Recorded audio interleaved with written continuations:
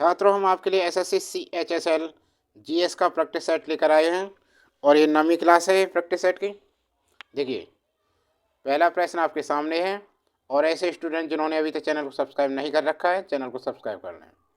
देखिए, प्रश्न है, जूनियर विंबलडन के बॉयज सिंगल्स खिताब जीतने वाले पहले एशियाई खिलाड़ी कौन थे? महेश भूपति, सुमित नागल, रामनाथन कृष्णन, विजय अमृतराज। कौन था इनमें? जल्दी से बताइए। देखिए, जूनियर विंबलडन के बॉयज सिंगल का खिताब वर्ष 1979 में जीतने वाले पहले एशियाई खिलाड़ी रामानाथन कृष्णन थे। तो विकल्प 3 बिल्कुल सही आंसर हो जाएगा इसका।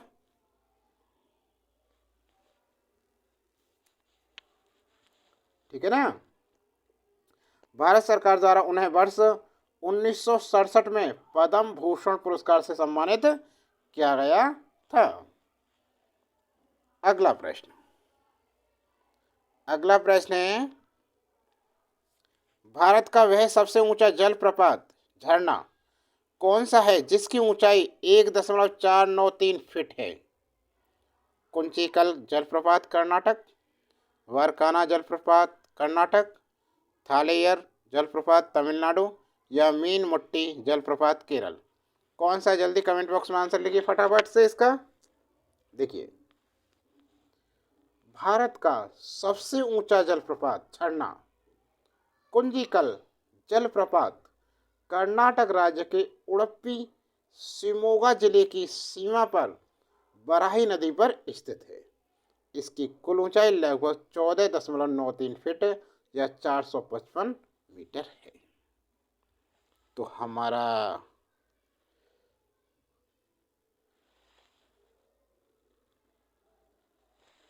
कौन सा सही है?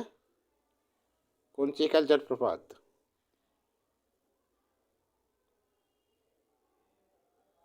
है 14.9 है।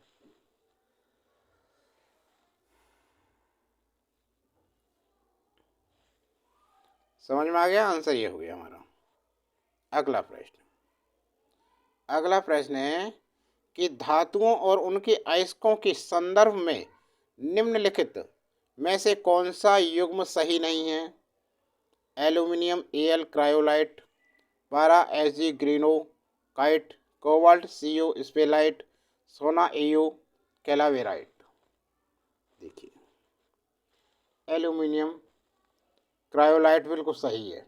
इसका एल्यूमिनियम का ऐसे है ये क्रायोलाइट, पारा का Ag ग्रेनाइट नहीं है, ये नहीं है। क्या है इसका? इसका है शीनेवर। और कोबाल्ट Cu का स्पेलाइट सही है। सोना का कैलावेराइट बिल्कुल सही है। तो इसमें ये कह रहा है कौन सा युग्म सही नहीं है, तो ये युग्म सही नहीं है, दूसरा वाला विकल्प आंसर हो जाएगा। समझ में आ गया ना? हो गया सभी का। अगला प्रश्न देखिए।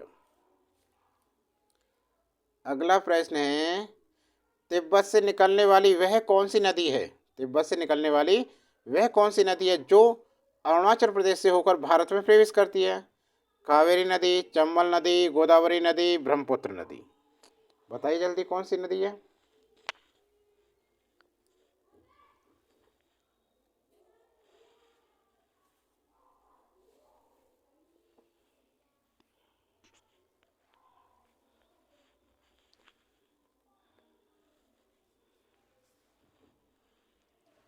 तो तिब्बत से निकलने वाली वह कौन सी नदी है जो अरुणाचल प्रदेश से होकर भारत में प्रवेश करती है?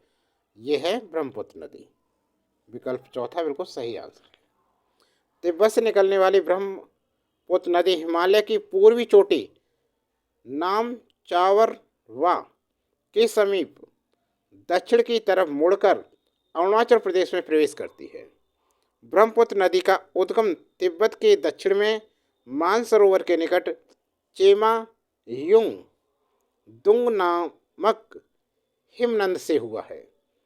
इसे तिब्बत में सांगपो, अरुणाचल प्रदेश में दिहांग, असम में ब्रह्मपुत्र और बांग्लादेश में जमुना के नाम से जाना जाता है। ठीक है, समझ में आ गया? सभी का हो गया। अगला प्रश्न देखिए, भारत में किसी सार्वजनिक क्षेत्र के उपक्रमों के जनक के रूप में जाना जाता है? क्वेश्चन है,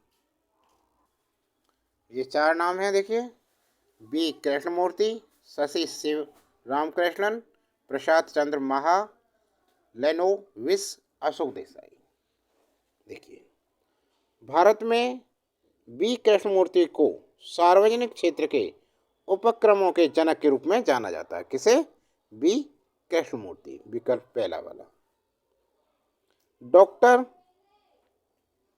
वेंकटरमन कृष्णमूर्ति, एक बी कृष्णमूर्ति का पूरा नाम डॉक्टर वेंकटरमन कृष्णमूर्ति एक भारतीय सिविल सेवक हैं जिनका जन्म तमिलनाडु में हुआ था। कहाँ जन्मे थे ये? तमिलनाडु में। सार्वजनिक क्षेत्र के उपक्रम उन कंपनियों को कहा जाता है जिनका स्वामित्व भारत सरकार पर या राज्य सरकारों में से किसी एक के पास हो। तो विकल्प बी पहला इसका बिल्कुल सही आंसर हो गया। समझ में आ गया ना? अगला प्रश्न, भारत में कौन सा अभयारण्य लुप्त प्राय एस्टूरिन क्रोकोडाइल संरक्षण के लिए प्रसिद्ध है? कौन सा, जल्दी से बताइए इसमें।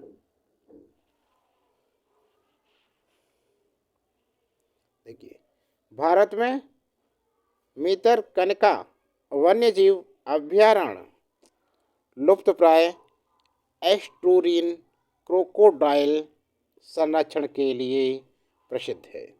यह अभयारण्य उड़ीसा के केंद्रपाड़ा जिले में स्थित है। इसकी स्थापना वर्ष 1975 में की गई थी। इसे वर्ष 1988 में राष्ट्रीय उद्यान का दर्जा दिया गया। इस स्थान पर भारतीय उप महाद्वीप में खारे पानी के मगरमच्छों की आबादी सबसे अधिक है। तो कौन सा है ये? पहला विकल्प सही आंसर है इसका। अगला प्रश्न है कि मानवाधिकार के क्षेत्र में संयुक्त राष्ट्र पुरस्कार मानवाधिकार के क्षेत्र में संयुक्त राष्ट्र पुरस्कार जीतने वाले एकमात्र भारतीय कौन हैं? वर्गीज कुरियन, काशीराम, बाबा आमटे या इला भट्ट? कौन है, जल्दी से बताइए। देखिए, मानवाधिकार के क्षेत्र में संयुक्त राष्ट्र पुरस्कार जीतने वाले एकमात्र भारतीय बाबा आमटे हैं। उन्हें यह पुरस्कार वर्ष 1988 में प्रदान किया गया था। बाबा आमटे एक समाज सेवी थे। इनका पूरा नाम मुरलीधर देवीदास आमटे है। ठीक है, तो कौन सा विकल्प? 3 बिल्कुल सही आंसर है इसका। अगला प्रश्न है 1929 में सार्वजनिक विधेयक पब्लिक सेफ्टी बिल के विरोध में भगत सिंह के साथ किसने केंद्रीय विधानसभा में बम फेंका? सुभाष चंद्र बोस, चंद्रशेखर आजाद या राजगुरु, बटुकेश्वर दत्त?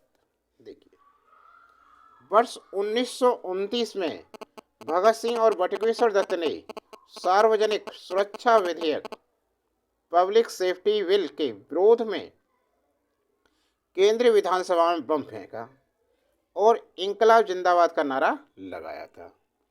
बटुकेश्वर दत्त विकल्प चौथा बिल्कुल सही आंसर हो गया। अगला प्रश्न नंबर 9 देखिए जल्दी से। कौन सा नियम सिद्धांत प्रतिपादित करता है कि नियत दाब पर एक आदर्श गैस का आयतन प्रत्यक्ष रूप से निरपेक्ष तापमान का समानुपाती होता है? जूल का नियम, बॉयल का नियम, चार्ल्स का नियम, एवोगाड्रो का नियम? देखिए, इसके लिए जल्दी से बताओ इसका आंसर कौन सा हो सकता है।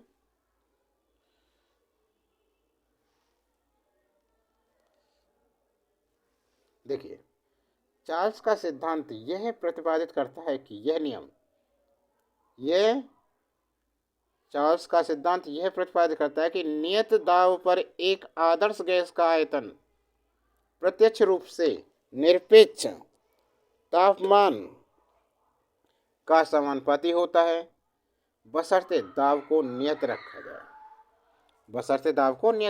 जाए। V बराबर KT के समानुपाती नियतांक है, T तापमान केल्विन में, V गैस का आयतन। तो हमारा तीसरा विकल्प बिल्कुल सही हो जाएगा। अगला प्रश्न है कि PROM का पूर्ण रूप क्या है।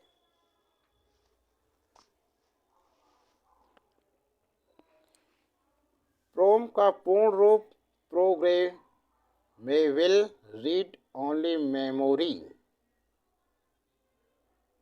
है। इसे सबसे पहले वर्ष 1956 में वैन रिंगशंगजो द्वारा विकसित किया गया था। यह एक कंप्यूटर मेमोरी चिप है जिसे बनाने के बाद एक बार प्रोग्राम किया जा सकता है, उसके बाद लिखी गई जानकारी स्थायी हो जाती है तथा उसे हटाया नहीं जा सकता। कौन सा है इसका विकल्प? ये चौथा बिल्कुल सही है। ठीक है ना। तो छात्रों, ये क्लास कैसी लगी आपको? क्लास अच्छी लगी हो तो लाइक कीजिए और इसका अगला भाग देखने के लिए चैनल को सब्सक्राइब